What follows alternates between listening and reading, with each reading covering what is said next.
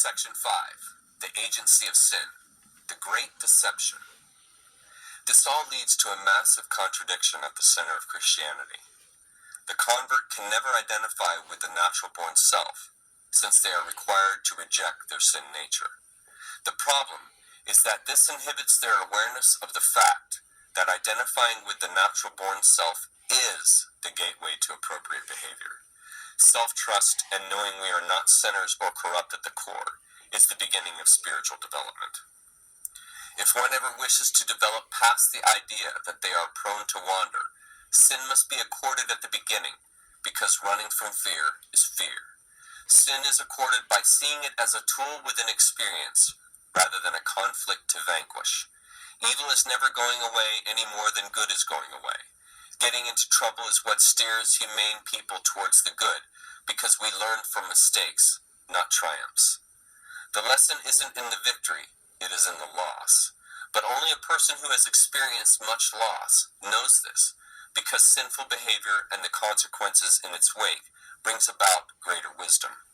A fool who persists in folly will become wise, and so sin must be approached with a different attitude, or it's bestowed with more power than deserved. Christianity demands every convert subjugate all life experience to instructed Christian concepts, which pin down life to the way the Bible insists it, which is the way that first millennium BC Semites and AD 4th century Roman minds assumed it. This subjugates life to an ignorant, primitive spiritual condition, and this interprets spiritual experiences into irrelevant, ancient structures. Insisting life be a 4th century Roman Hegelian dialectic of sin and atonement, life becomes a simulacrum composed of fear and desire. A Christian will only allow themselves to experience a world that carries sin, requires atonement, and holds heaven in the end. That isn't living in the present now, risking and accepting life as it is, authentically. It is living a fundamentally presupposed life, accepting only what has been informed through words, not realized through experience. For no child knows they are a sinner until they are informed of it. This only works to drain authentic experience out of life and to force the nature we are into a structured and developmentally challenged sin machine.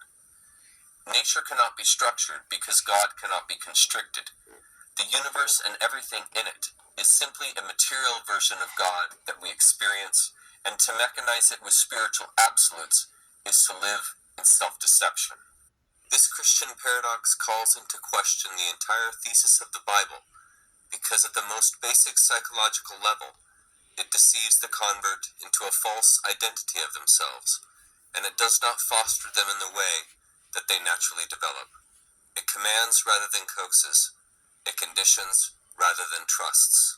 Until trust, not sin, is the basis of oneself, the individual will continue to see themselves as inherently bad, not inherently neither. Therein is a great deception in that the religion labels all humans as condemned sinners, not liberated beings. Humans are not born spiritually self-sufficient. They are born spiritually dead. Ephesians 2. And there begins a grave misunderstanding.